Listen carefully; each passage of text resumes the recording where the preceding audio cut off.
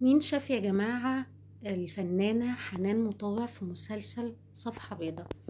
أنا بجد أنا الفنانة دي أنا بحبها جدا، يعني حنان مطاوع، يعني هي مش محتاجة إن الواحد يقول أي حاجة عليها. لكن هي بجد بقالها كذا عمل، هو نفس الأداء، هو نفس الرياكشن، هو نفس كل حاجة.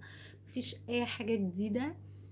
لدرجة الواحد لما بقى بيشوفها في مسلسل، هو عارف ايه اللي هيحصل، ان هي واحدة مظلومة، الدنيا جت عليها، اهلها باعوها، جوزها طلع خاين، جوزها طلع وحش وبتاع، وفي الاخر او تبقى واثقة في الناس كلها، والناس كلها طيبين وجمال وحلوين زي الفل، وفي الاخر تكتشف ان هما مش كويسين.